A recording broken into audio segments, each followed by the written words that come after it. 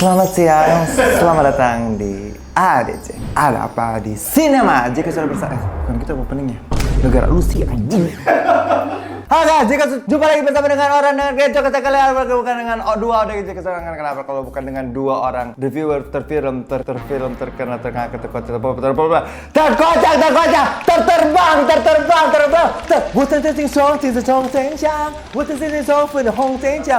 pernikahan apa terkosi bacai mengamburkan 1.000 triliun termotor sudah isi penuh tapi kok masih susah ya. Serunya di sini ada penontonnya sekarang. Ini ADC live dari Studio 1 Red Squad. Lihat ini. Ya dong kayak tukul. Goblok.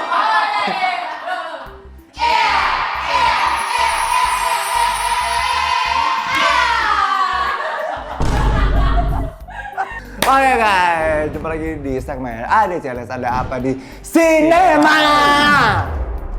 Ada apa di sinema selain Nikita Mirzani menjadi tersangka? Nah, wih sedih banget gue sebenarnya Nikita Mirzani jadi tersangka anjing itu. Iya cowok udah ditahan ya. Udah ditahan. Gara-gara pemerasan. Gila gue pemerasan dia itu kayak kasus yang lain. Skincare tolong lu makanya lu jangan nonton Cudai mulu di Twitter, lihat berita lu nonton. Lah kan aku nunggu gini gue. Semoga kebenaran menemukan jalannya ya Allah ya Tuhan. Semoga kebenaran menemukan jalannya. Atau itu cara Nikmir biar ketemu Fadel. atau mungkin sebenarnya itu pengalihan isu karena sekarang kan ada yang lagi rame soal. Nah, ada film apa aja di bioskop nih? Satu kakak. Masih sama ya. Satu kakak, 7 ponakan dan 7 side job. 7 pinjol. Masih ada. Burung mati rasa juga masih ada. Petak D masih ada. Cinta tak pernah tepat waktu masih ada. Captain America sebenarnya masih sama kayak kemarin ya. Semua. Oh ada Conclave. Ini ada Conclave. Ini juga film yang kemarin gue nonton. Kayaknya ini mikir banget sih karena ini tuh politik banget, berat banget. Agama. Tapi gue bisa tahu kayak banyak yang suka gitu. Kalau orang-orang Katolik pasti penasaran sih. Orang-orang Katolik itu pasti relate sama film Conclave. Tetapi ini tuh bukan film untuk semua orang ya. Karena gue menonton film itu ngantuk banget. Syukurnya gue ngerti karena gue cari di ChatGPT kan kayak apa maksud dari film Conclave gitu, dikasih tahu. Dan film ini masuk banyak sekali nominasi penghargaan. Kemarin menang best film adaptasi terbaik. Dia kan ini sebenarnya diadaptasi dari sebuah buku kan. Lalu You Are the Apple of My Eye ya. Ada The Legend of the Condor Heroes. Ada Interstellar tayang lagi. Ada Mickey 17, itu gue udah nonton ya, film yang disutradarai sama sutradaranya Parasite. Dan menurut gue ini seru banget anjing, seru banget. Gue tuh bukan orang yang suka menonton film tentang alien, tentang eksperimen atau tentang kayak space gitu luar angkasa. Tetapi ini tuh seru banget anjing. Dan ini sutradara ini jarang sekali bekerja sama dengan artis dari Hollywood. Oh betul, ini tuh film pertamanya. Salah satu awal film Hollywood pertamanya dia. Kemarin sebenarnya waktu di Okja itu ada Hollywoodnya lah. Cuman itu masih ada Korea-Koreanya. Pemain utamanya Korea. Sebenarnya ini diadaptasi dari novel. Itu novelnya tuh Mickey 7. Tetapi sama dia tuh jadi 17 ditambah 10. Itu ada artinya 17 itu. Ada artinya apa? 17. Nah, selanjutnya ada The Monkey. Nah, The Monkey ini adalah sebuah film karya James Wan, Insidious ya. Diadaptasi dari cerita pendeknya Kutukan Cakar Monyet. The Curse of Monkey Claws. Anjing. Tapi ini diadaptasi dari ini Stephen King, cerita pendeknya Stephen King. Bercerita tentang sebuah monyet. Lalu ada film, nih film yang hari ini juga kayaknya masih ada tayang di bioskop nih, masih ada 4 layar ya. Salah satunya masih ada di Karawaci yang menandakan film ini tuh masih tergolong film kelas B lah. Masih lolos guideline. Masih lolos. Karena kayak kalau film tayang di SMS Semarang Mall Serpong itu kelas A. Kalau nggak tayang di Serpong, tayangnya di Karawaci itu kelas B. Kalau nggak tayang di dua-duanya, tayang di Balai Kota itu kelas C. Tayang di mall-mall yang angker, itu kelas C. Mall-mall yang dialihkan jadi tempat latihan taekwondo, kungfu itu kelas C. Kalau tayang di Telegram doang itu Keramat Tunggak. Anjing. Buat ngocok. Kalau gitu karena film yang akan kita review kali ini adalah sebuah film bertema Tionghoa setelah 2 tahun ya. 3 tahun. 2 tahun terakhir. 2 tahun terakhir. Yang berjudul Pernikahan Arwah. atau yang bahasa Inggrisnya The Butterfly House, atau yang bahasa Mandarinnya 我想入雪櫃。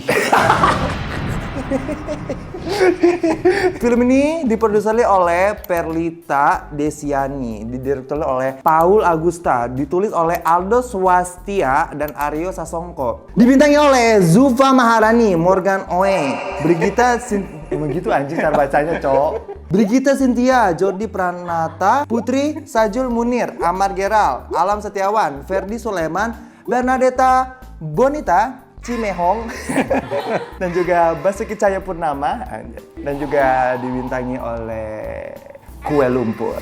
Nah, Bercerita tentang Salim dan Tasya baru saja mengadakan acara Sangjit, atau itu adalah tunangan ya. Tiba-tiba Salim mendapat sebuah kabar buruk yang mengharuskan pulang ke rumah leluhurnya di Jawa Tengah. Salim pun mengganti lokasi photoshoot pre-wedding dari Hong Kong ke Semarang. Agak jauh. Jawa Itu Tengah. sebenarnya alasan doang sebenarnya. Budgetnya kurang. Iya, budget itu. Pas Salim gitu kayak, wah anjing, pas banget nih ada alasan. Press budget. Karena sudah tidak dapat ditunda, ketika Tasya dan tim photoshoot yang dipimpin oleh Febri menyusul Salim sampai di rumah itu, mereka mulai diganggu dan dihantui oleh seorang arwah pengantin perempuan Tionghoa Indonesia yang sepertinya menginginkan sesuatu dari Tasya dan Salim. Kini, Tasya, Salim, dan tim photoshoot harus membongkar misteri tragis di balik keluarga leluhur Salim dan melakukan sesuatu sebelum situasi menjadi semakin buruk. Ini baru sinopsis yang Ini bikin baru penasaran. Tidak spoiler, tidak menceritakan keseluruhan film. Tidak ya. menjelaskan motif. Tetapi ya udah aja gitu. By the way, filmnya sedang tayang di bioskop. Aduh, ini banyak puasa lagi emang boleh. Jika kalian tidak ingin terkena spoiler, silakan kalian keluar. Silakan kalian keluar.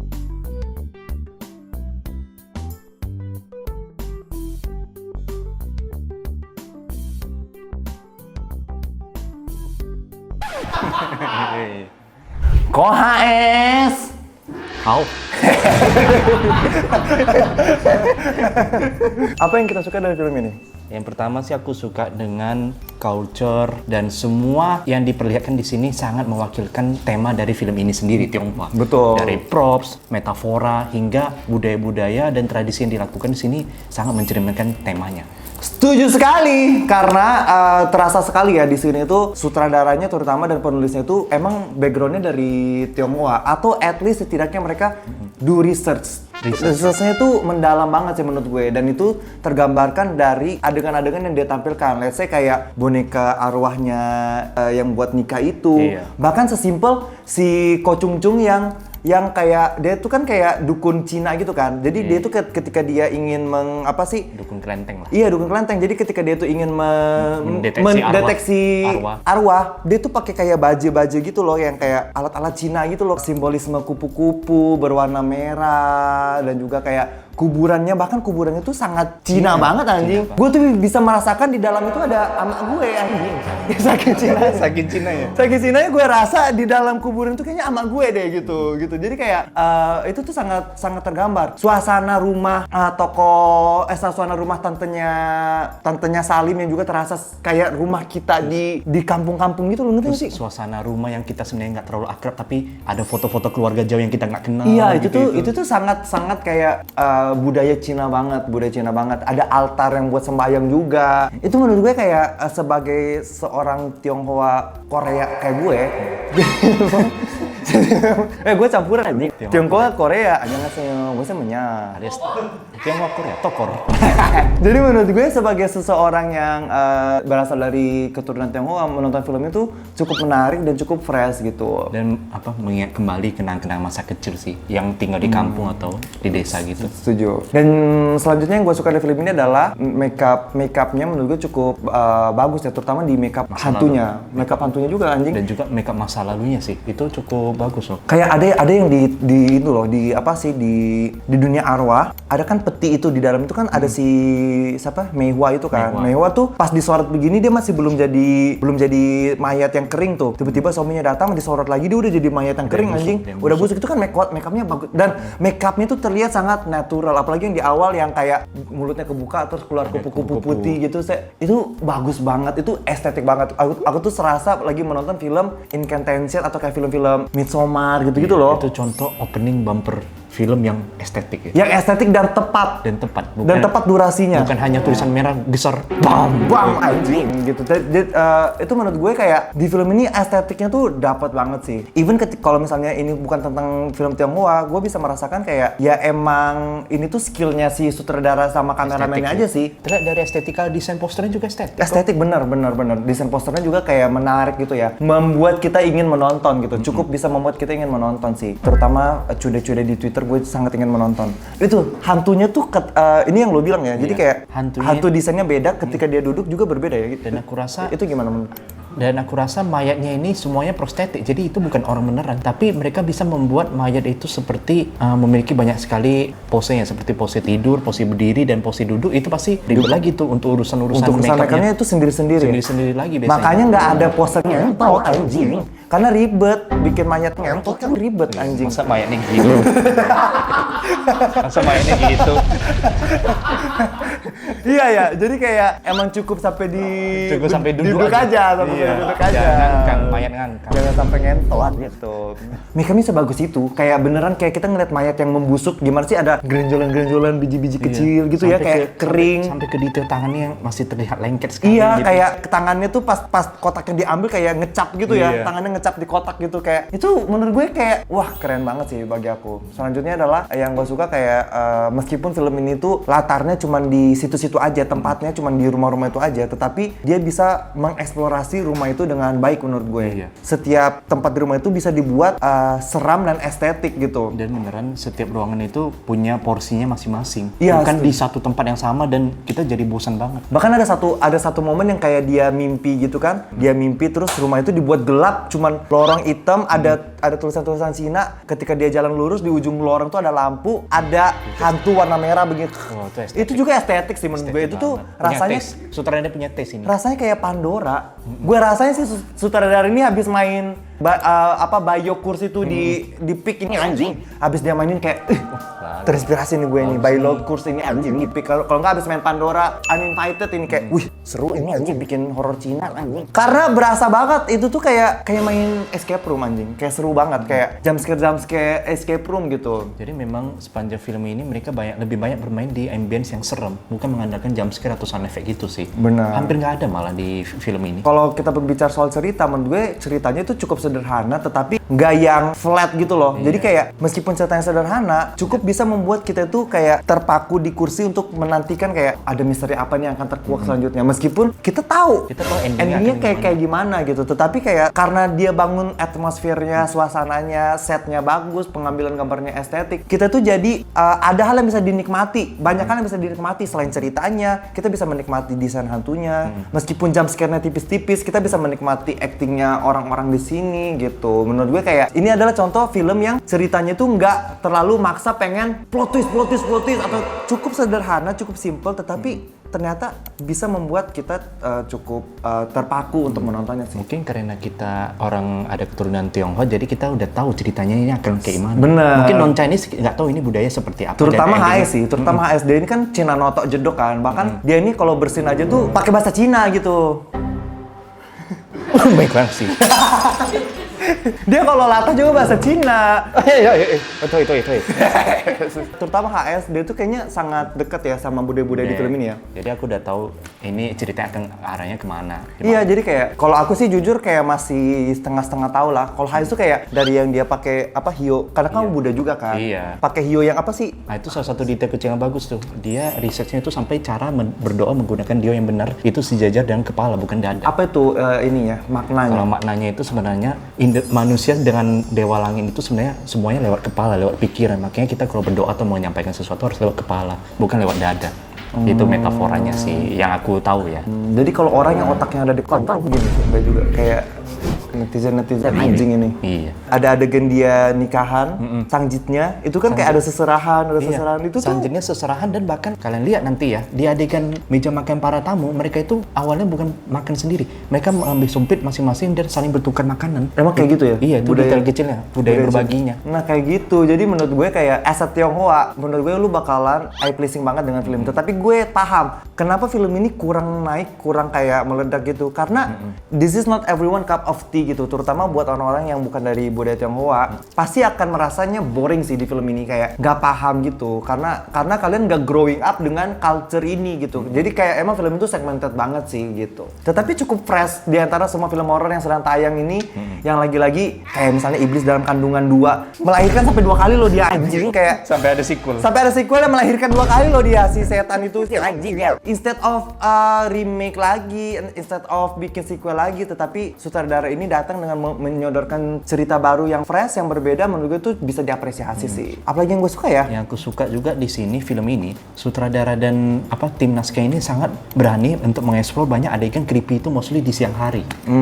Bahkan adegan betul, malamnya betul. itu hanya disimpan buat adegan endingnya, final battle-nya doang. Dan ternyata ternyata hantu creepy juga. panas terik dikasih matahari panas terik terang benderang Dengan makeup yang tebal putih itu. dikasih sosok satu warna merah, itu cukup serem ternyata ya. Ternyata sosok yang tidak wajar di siang hari itu lebih menyeramkan ya. Iya anjir, karena kayak kita tuh kayak apa ya, kayak anjir hantu bisa muncul di siang hari juga kan. Selama ini kan kita berpikir hantu malam hari gelap-gelap. Segelap-gelapnya film ini kita tetap bisa melihat keestetikannya loh.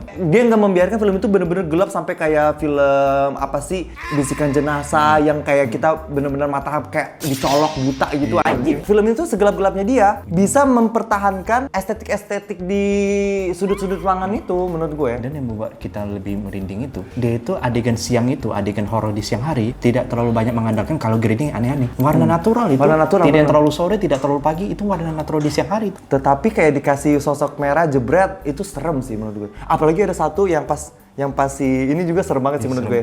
Yang pas Gak perlu segitunya. Yang pas si mereka berdoa set begini-begini, wes anjing. Yang pas mereka berdoa kan pakai hio gitu, terus disorot dari depan. Nah, di pojok ruangan itu, Di pojok kanan itu, di pojok kanan itu ada ruangan kamarnya si Milva. Kim Pang Pang kayaknya atau Mehua gitu. Dari situ tuh muncul sosok baju merah kayak pengantin, terus kayak mukanya putih tetapi ngeblur banget. Ngeblur senyum. Tetap dia keluar kayak cuman senyum. Dan cara dia masuk keluar masuk tuh seperti di sliding gitu loh. Terus dia masuk lagi sing gitu. Itu menurut gue serem. Nggak ada sound effect, nggak ada jump scare. Cuman kayak penampakan kayak begitu, itu menurut gue serem sih anjing. Kayak, ya Allah. Itu antara mau bikin serem atau pas dia ngetek dia lupa dia mau in frame. Kayak Terekam. belum udah in frame ya? Udah in frame ya? Terus kata sutradara, wih serem nih anjing. boleh Serem nih. Masukin anjing. Masa aja itu? Masa. serem. Bisa pasaran itu juga saudaranya. Jadi menurut gue kayak ini sebuah film yang cukup menarik sih, cukup kayak menarik. Tetapi apakah film ini Tidak luput dari catatan hitam? Oh, tidak seperti itu, Mbak. Kalau gitu kita akan masuk ke catatan hitam film Pernikahan Arwah, atau yang dalam bahasa Inggrisnya The Butterfly House, atau yang dalam bahasa Cinanya Gue sih nggak haus. harusnya tetap dipertahankan. Anjir. Cuma beda sama yang pertama juga kayaknya beda tuh si anjing gitu. Oke, kita masuk ke catatan hitam film yang didirektori oleh Jackie Chan ini. Oke, yang pertama nggak tahu ya, somehow gue merasa di awal-awal tuh mereka ngomong bahasa Mandarinnya tuh kaku banget sih, si mamanya Kim Pang Pang ke anaknya kan di awal tuh kayak ada yang adegan dia ngomong ya. Tetapi gue paham. Itu kayak bahasa Mandarin yang zaman dulu mungkin ya. Iya, ya. Mungkin karena aku nggak tumbuh dengan bahasa itu sih. Jadi kayak di awal-awal tuh menurut gue cukup kaku, tetapi bisa dimaafkan. Kenapa? Karena keseluruhan film ini tuh nggak menggunakan bahasa Mandarin gitu loh, ngerti nggak? Campur ya. Nggak kayak film-film Jawa yang maksa pakai bahasa Jawa, Logat yang salah. logatnya salah, dipaksain sampai abis film itu anjing. Kalau ini kayak udah di awal doang, selebihnya udah nggak ada lagi bahasa-bahasa Mandarin gitu. Apalagi ya? Selanjutnya paling aku ngerasa perpindahan babaknya sih. Aku ngerasa setengah jam pertama itu hampir tidak banyak adegan setan ini muncul. Nah, iya. Memang mereka lebih banyak meng-highlight ambience dari seputaran rumah itu. Jadi banyak sekali di 30 menit pertama itu si Morgan Oi itu mutarin teras, mutarin ruang tamu hingga ke teras belakangnya juga. Dan menurut gue kayak dia ini rely untuk horornya tuh dia rely di kayak mimpi-mimpi gitu ya. Dia rely kayak di penglihatan vision mimpi-mimpi gitu. Jadi kayak film itu mungkin lemahnya di situ ya. Kayak kalau menurut gue kayak kalau kita rely di mimpi-mimpi gitu, itu cara malas untuk bercerita aja gitu. Tapi untungnya pas memasuki babak kedua dan babak terakhir Dibayar itu udah lunas. mulai- dibayar lunas sih. Tapi setengah jam pertama aku udah Nah, mulai agak sayangnya meragukan. apa? Sayangnya film ini adalah sebenarnya film ini tuh ketika mulai dari dia masuk, mulai dari si kedapatan arwah kedapatan mayat di tembok rumah itu menurut gue di situ udah mulai seru nih. Nah, itu titik serunya di situ. Makin seru lagi ketika dia masuk ke dunia arwah, ya ke dunia alam baka itu. Tetapi untuk mencapai titik seru itu, film ini tuh panjang banget. Panjang banget, melewati banyak sekali Bener. mimpi, banyak sekali malam yang harus dilewati. Dan menurut gue sayang banget, kenapa? Karena mungkin buat orang-orang yang nggak suka film slow burn, buat orang-orang yang mungkin bukan Tionghoa, itu pasti bakalan capek duluan dan bakal berujung kayak udah dijudge duluan, udah mungkin keluar duluan. Ngantuknya ada banget di 50-60% awal film ini berjalan tuh ngantuknya ada banget sih. Itu menurut gue sayang karena sampai ke titik itu perjalanannya begitu panjang dan melelahkan. Tetapi syukurnya menurut gue dibayar dengan cukup lunas di akhir film. Selanjutnya adalah banyak banget pertanyaan mungkin ya kecil-kecil aja sih, kayak pertanyaan-pertanyaan yang bagi gue belum terjawab atau mungkin gue kemis atau ke apa. Seperti yang pertama, kenapa Mei Hua dikurung di dalam mayatnya tuh ditanam di dalam tembok. Jadi gini ceritanya guys, intinya gini. Intinya Aku ceritakan lah. Jadi ceritanya zaman dulu nih di tahun 1948 apa? 43. 43 ya. Ada Mei Hua. Ini tuh leluhurnya si Morgan Oe lah. Hiduplah sebuah cewek bernama Mei Hua atau yang kalau nama Koreanya Park Sung Myung gitu ya. Atau di bahasa Inggrisnya Kathleen. Atau yang dalam bahasa Manadonya Pendo gitu. Dia ini mau menikah lah sama seorang pribumi Bayu.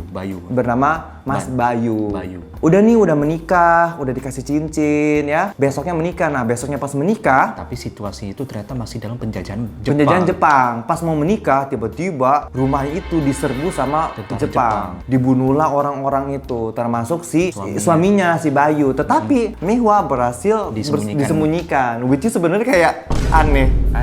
Karena apa? Dengan baju sangat merah itu masa tidak ada yang notice ada baju merah yang pergi. Itu yang pertama. Yang kedua adalah dia disembunyikan di dalam kamar. Kamar itu bukan kamar kayak lubang sumur, enggak. Bukan kamar persembunyian loh. Kamar gedung sendiri anjing. Gedung sendiri. Dan ketika si Bayu ditangkap kan, si Bayu itu baru masukin Mei Hua ke dalam situ. Set. Bayu ditangkap lah. Kenapa tentara Jepang itu nggak ngedobrak aja kamar itu? Iya. Tidak ada satupun tentara Jepang yang mikir kok hanya pengantin pria ya. Iya. Kematian kemana? Apakah dia menguap ke udara anjing? Iya. Apakah dia jadi hiu anjing dibakar? Di tanah di mana dia? Kemana ya? Ya aneh lagi itu tentara Jepang ada 20 orang. Itu ya si korban-korban itu dijejerin lah di orang-orang Cina itu dijejerin di halaman, ditembak dor tembak dor gitu kan. Si Mei Hua ngeliatin dari jendela yang terbuka lebar. Yang cuman pakai kayu-kayu gitu. Dia ngeliatin gitu. Menurut gue itu hadap-hadapan tentara itu bisa ngeliat itu ada Mei Hua di situ Dengan baju merah terik di siang hari itu loh. Meskipun mamanya Mei Hua nutup mulutnya Mei Hua begini, kayak nggak ngaruh, tetap kelihatan. Itu plot hole di situ sih menurut gue. Aneh. Dari si Bayu ini menahan pintu, kenapa dia menahan pintu? Jepang tidak curiga, malah langsung diambil. Bayu, bukannya Jepang ngedobrak pintu nyari tahu di dalam ada apa gitu kan? Akhirnya matilah si Bayu, si Mei Hua depresi lah dia. Akhirnya si Mei Hua ini yang dia adalah seorang penyanyi, memilih stres. Dia menyanyilah dulu lagu kan. Song Xing Mo Ai Jin Song Jin Sing Gok Gok Chong Xing Pusing. Terus dia ambillah konde yang dikasih suaminya itu dia bunuh dia. yang berbentuk kupu-kupu. Yang ketika dikasih ke Mei Hua, suaminya bilang, "Ini aku kasih ke kamu sebagai simbol pengharapanku ke kamu. Aku ingin kamu terbang jauh ke langit." Makanya aku kasih kupu-kupu. Aku akan terbang mencapai sisimu. Oh, makanya itu metafora kupu-kupu terbongkar di situ. Enggak, sebenarnya dia pengen Mei Hua ini jadi astronot. Aku ingin kamu terbang ke Tapi langit. masih dijajah. Iya. Indonesia masih dijajah. Kayak gitu. Akhirnya Mei Hua ambillah konde tuh, ditusuklah di lehernya dengan lembut gitu. Padahal sebenarnya kayak dengan tusukan itu kayaknya nggak mati sih sebenarnya, kayak cuman luka doang gitu, pendarahan aja gitu. Tetapi ya udahlah, biar dramatis udah matilah Mei Hua, mati. Dan jadi gentayangan. Iya, sebenarnya emang budaya Cina itu ada gue pernah dengar budaya kayak gitu. Jadi kayak hantu perawan yang gagal menikah, dia itu akan gak tenang hidupnya dan dia itu harus dinikahin. Nah, di budaya Cina tuh ada kayak gitu, dinikahin dengan hantu lain atau dinikahin dengan orang yang masih hidup gitu. menyelesaikan ritual ini sih. Ritualnya nggak tahu ya kalau di budaya kalau misalnya dia dinikahkan dengan orang yang masih hidup, si orang ini itu akan beruntung, hidupnya itu akan beruntung, tetapi dia bakal susah jodoh kalau kalau di tempatku ya yang aku dengar.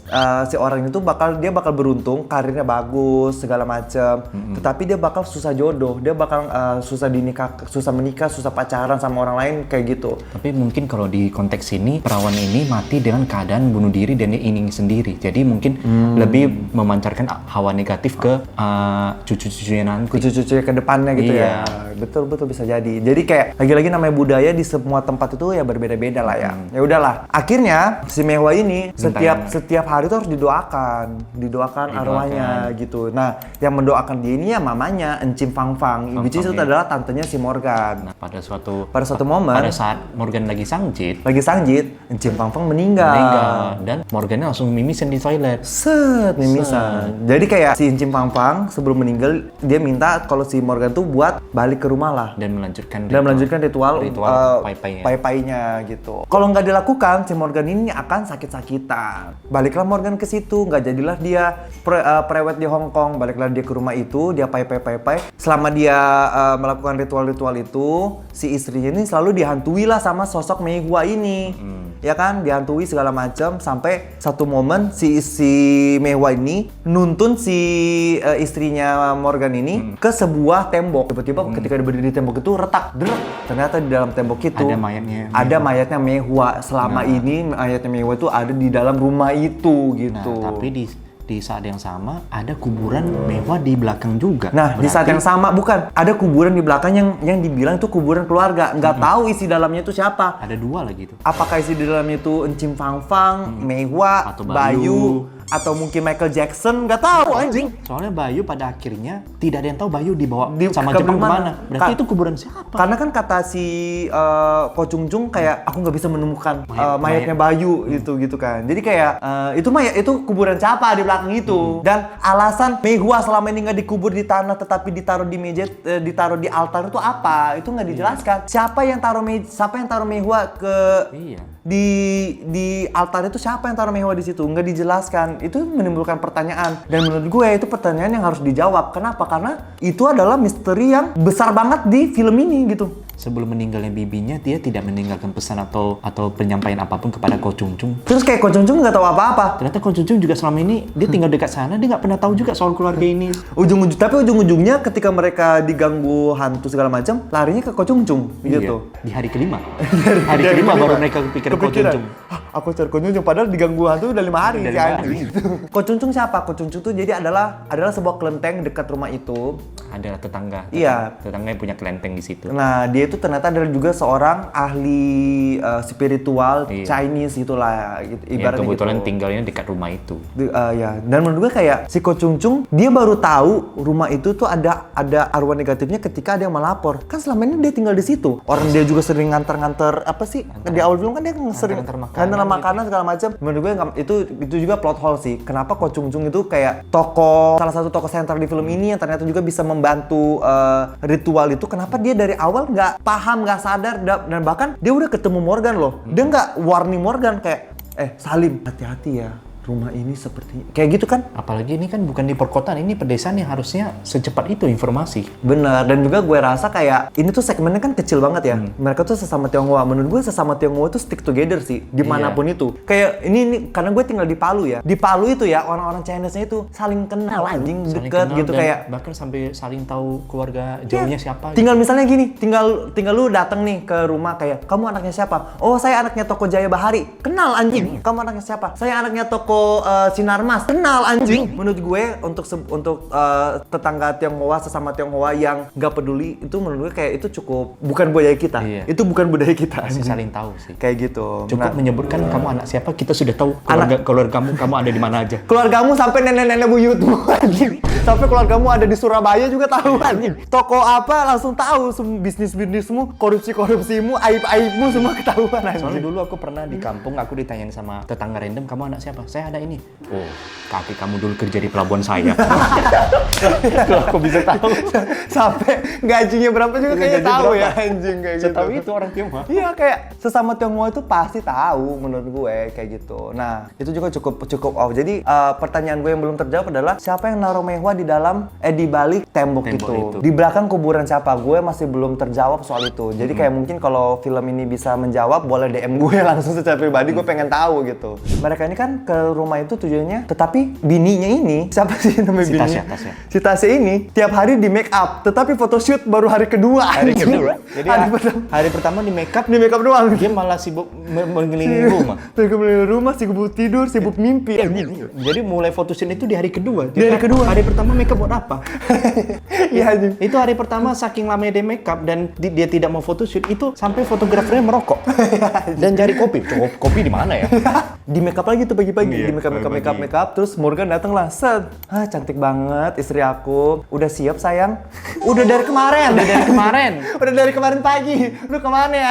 Hari pertama suaminya di mana nih? Datang buat photoshoot, tetapi photoshootnya baru di hari kedua. Diganggu hantu, ngelapornya hari kelima. Emang ini kayak agak tolol, agak delay. Paling ya sih hal kecil yang sebenarnya kayak nggak bisa ya udah yang nggak mengganggu cerita juga. Let's say kayak tokoh-tokoh Jepangnya yang terlihat seperti terlihat sekali kameranya menghindari muka orang menghindari Jepangnya. mukanya. Karena apa? Karena ketahuan itu orang Indo yang peranin. Iya, kayak lebih ke mahasiswa demo dari UI gitu kan. Tentara-tentara Jepang itu berbeda banget dengan film Ivana yang kayak Jepangnya bener-bener Jepang gitu, pakai bahasa Jepang.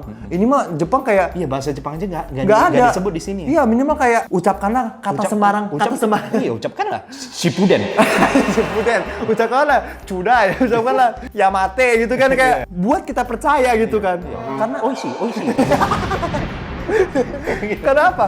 Karena menurut gue, adegan flashback itu tuh cukup serem sebagai orang Tionghoa. Itu cukup memberikan trauma, cukup memberikan kayak ketegangan. Itu gue cukup serem sih. Karena apa? Karena ada Tionghoa yang diintimidasi. Gue tuh bisa kayak anjing that could be me gitu loh. Iya, apalagi ini konteksnya bukan di perkotaan loh, di desa. Jadi menurut gue itu cukup intimidating gitu. Sayang aja itu tuh harusnya bisa lebih mengintimidasi lagi dengan acting atau juga dengan dibuat suasana itu bener-bener real, orang Jepangnya beneran pakai bahasa Jepang mungkin, atau mungkin pas ditembak beneran muncrat darah. Ini kan tembaknya enggak sih, lihat nggak? Ketika ditembak orangnya cuma cut begitu, tetapi kayak ya cuma keluar asap doang, nggak ada munceratan darah segala macam gitu. Itu padahal itu detail kecil yang cukup sayang. Sebenarnya film ini bisa lebih bagus lagi. Udah bagus, tetapi bisa lebih bagus lagi. Kurang mengeluarkan sisi sadisnya Jepang masa lalu tuh kayak gimana? Iya bener. Gue tuh udah sampai pakai pedang. Gue tuh udah berharap banget kan, mereka dijajarin kan, dibeginiin, tangannya di gini. Gue udah berharap banget kok gue berharap banget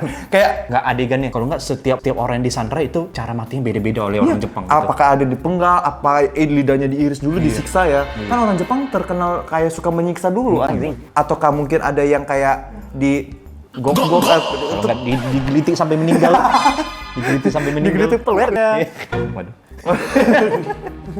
Kayak gitu. Jadi kayak menurut gue kayak itu lagi-lagi itu hal yang cukup sayang. Bisa lebih bagus lagi. Udah bagus tetapi bisa lebih bagus lagi sebenarnya. Dan ketahuan banget adegan Jepang tuh sepertinya di-take sebelum syuting ini selesai. Soalnya nggak ada adegan mereka merusak barang atau menghancurkan rumah. Kan Jepang itu harusnya kalau anarkis. Iya, anarkis sampai semua barang-barang dihancurin. Ada hal yang mengganjil kayak ketika si Morgan ini, si tokoh Salim ini tuh melihat istrinya digodain sama fotografer. Yang ternyata adalah sebenarnya dulu fotografer ini tuh pernah menjalin kasih lah sama si istrinya si Tasya ini, pernah pacaran. Sampai ketika di film ini si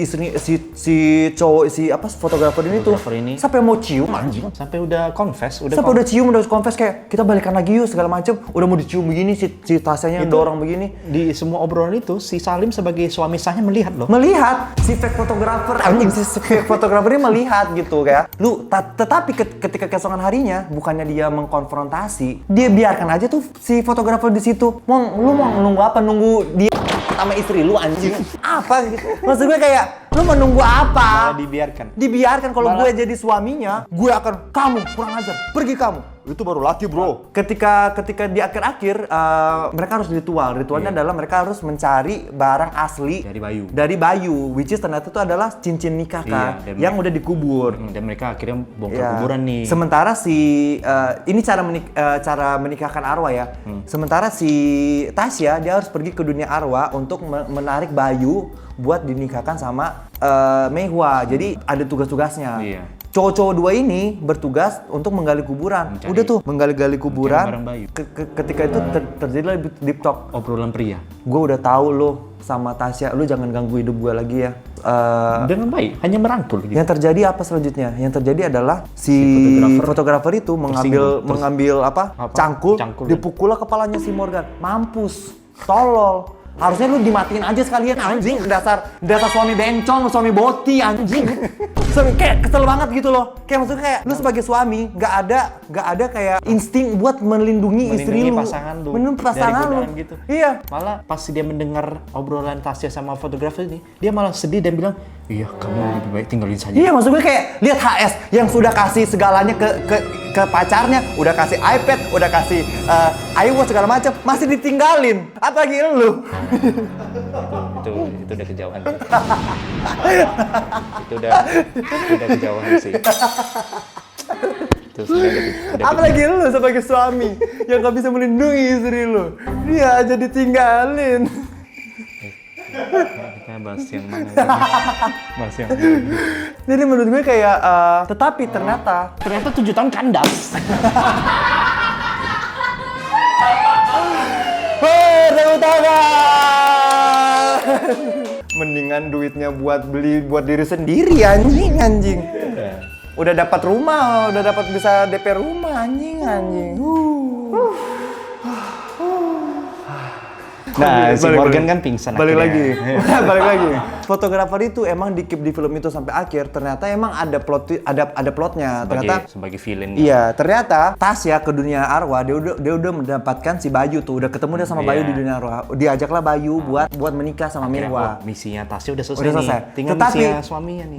di dunia nyata si Morgan itu Gagal. sedang melakukan ritual lagi untuk menikahkan si fotografernya dengan Mei Hua gitu. Jadi dia mau mencoba untuk memindahkan pasangannya memang ke fotografer itu. Ternyata emang di akhir tuh buat plot itu, tetapi menurut gue kayak nggak ada cara lain. Kalau gue jadi sutradaranya ya, gue akan mereveal semua hubungan itu tuh di akhir-akhir film aja. Biar ya udah sekalian. Kan kalau dari awal tuh jadi kayak tolol, jadi kayak suaminya ini suami lemah, suami lembeng gitu kan. Istri tuh udah mau dicium loh. Bahkan pas istrinya lagi pingsan, fotografer udah gini-gini tangannya digini-giniin. Iya, ada satu momen si istrinya ini kan Tasya ini habis kesurupan kan, pingsan lah dia, diangkatlah sama fotografer ke ranjang. Terus si Morgan ini nggak tahu, pergi aja dia, ninggalin istrinya sama si fotografer tuh. Si Dilus-lus pipinya. Dilus, digini-gini, udah kayak mau digok-gok anjing. Itu kalau off cam entah apa aja yang dia lus. Itu nanti ada versi extended yang tayang di Telegram anjing. Ya, itu adalah pernikahan tunggak.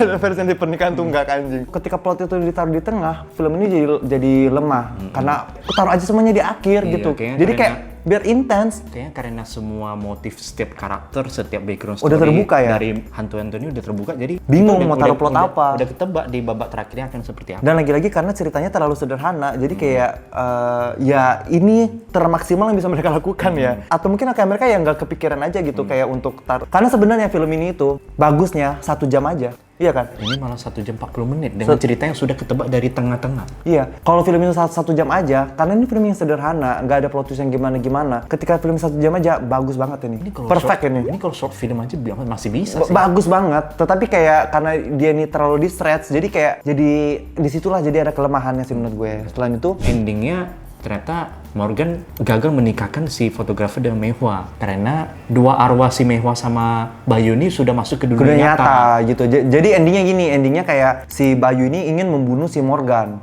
Dipukullah kepala Morgan kan, pak, pingsan Morgan. Dia ingin mencari Tasya, dia ingin kabur bersama Tasya. Ternyata di sisi lain Tasya itu sudah dimasuki sama arwahnya Mei Hua. Sementara Morgan udah dimasuki sama arwahnya Bayu. Akhirnya ya udah endingnya tuh agak-agak gantung sih, jadi kayak tiba-tiba si Bayu si fotografernya udah mati aja berdua dengan tubuh yang udah dirasukin itu kayaknya berjalan kayak di Los Angeles itu apa di mana sih? Di Los Angeles soalnya langitnya sangat Los Angeles. Los Angeles ada gunung-gunung gitu ya. Ada gunung, jalanan nggak ada ruko-ruko atau warung gitu. Warung kayaknya di Los Angeles deh. Udah abis gitu filmnya. Jadi endingnya Mei-hwa dan Bayu hidup kembali di masa sekarang dengan badan dengan yang badan baru yang masing-masing. ya kayak gitu. Kalau itu interpretasi yang Iya. kita tangkap ya. Dan menurut gue adegan terakhirnya itu cukup memorable banget sih. Iya. Mei-hwa jalan di langit-langit tek dengan terbalik gitu. itu Tek serem. tek. Dan itulah seperti itu satu-satunya adegan horor Mei-hwa di malam hari. Iya. Dan menurut gue halus banget, mulus banget editannya. Kayak itu memorable banget bagi gue. Terus ditambah Mei-hwa pakai bahasa Cina kan. Kamsia. Song Xing Fong Xing, ini Song Xing Song Xing Fang. Overall ini tuh film yang menarik, tetapi aku paham film ini tuh bukan, it's not everyone cup of tea aja gitu sih. Jadi kayak kalau ada yang bilang film ini membosankan, film ini nggak relate, bisa dipahami. Tetapi ini pendapat gue secara pribadi sebagai gue orang Tionghoa, sebagai gue yang keturunan Tionghoa dan juga HS yang juga keturunan Tionghoa. Bagi gue ini tuh film yang cukup menarik buat gue, cukup bisa membuat gue menikmati the whole movie about it gitu sih. Karena gue sangat eye pleasing gitu dengan budaya-budayanya, sangat mengingatkan gue terhadap kehidupan keluarga-keluarga gue, ai-ai gue, tante-tante gue di desa-desa di Palu itu, di Donggala itu. Tapi kemarin gue lihat lu pulang kampung yang lu ke rumah nenek lu di desa-desa, itu persis kayak gitu ya. persis Rumahnya kayak gitu. gede gitu, ada lapangan. Bedanya nggak ada orang yang tergelantung aja sih. Ya jangan sampai dong. Kalau enggak lu yang dinikahi. Jangan-jangan lu susah jodoh sampai putus gara-gara lu udah dinikahkan arwah, makanya lu susah jodoh. Dinikahkan ternyata. Ada nggak yang mau sama cowok Buddha umur berapa? 24. Umur 24 tahun, lagi nyari jodoh yang serius, udah mapan, udah bisa DP rumah, bapaknya juga udah dapat project dari Pak Prabowo.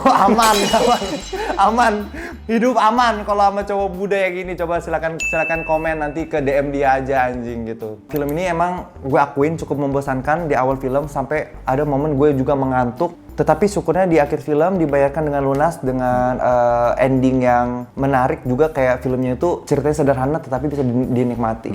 Kalau lu overall? Ya, film ini sebenarnya memiliki potensi menjanjikan dengan konsep dan tema yang menarik. Namun sayangnya kelemahan dalam naskahnya yang terlalu menarik ulur sangat mempengaruhi perpindahan babaknya. Alur ceritanya jadi terasa lebih datar dan tidak ada perkembangan signifikan. Tapi gue bisa gue bisa melihat potensi di sutradaranya film ini, di si Paul Augusta ini. Mungkin nggak tahu sih ini film pertamanya atau enggak. Tetapi gue melihat dia ini berpeluang untuk kedepannya, kalau dia mau belajar, kalau dia mau improve, dia ini berpeluang untuk bisa bikin film-film horor yang mumpuni. Karena taste-nya bagus loh. Taste-nya dia punya property, taste-nya dia punya research, dan juga taste soal sinematografinya menurut gue tuh cukup bagus sih. Dan kayaknya dia secara pengetahuan budaya Chinese kayaknya sudah cukup kental. Kayaknya dia bisa explore lagi budaya Tionghoa ini akan dibikin Akan bisa seperti apa dibawa nih. ke arah mana gitu. Iya. Atau mungkin kayak kalau dia mau bikin film yang lain, kayaknya gue udah bisa percaya lah. At least filmnya meskipun gak bagus, kalau dia buat lagi, meskipun gak bagus, tetapi kayak at least bisa dinonton lah. Itu kan yang penting ke film. Sekarang film yang penting bisa dinonton aja udah syukur anjing. Kayak nggak kayak Kampung Keramat, nggak kayak Pulung Gantung, bisa dinonton aja kita udah bersyukur harusnya gitu ya. Rating dari gue 1 sampai 10, gue mungkin bisa kasih di kalau 6 kerendahan, 7 ketinggian. Jadi kayak mungkin di 6,5 sih gue. Aku 7 lah. 7 ya. Oke. Sekian ya, by the way, film Pernikahan Arwah kemungkinan ketika ini tayang masih ada di bioskop. Mungkin kita ketemu lagi, nih banyak banget film horor ya di bulan ini. Ada Sing Sot, anjing, ada banyak banget deh pokoknya ya. Dan nanti kita ketemu di film-film horor Kamis depan ya. Sampai ketemu di film berikutnya. Bye bye.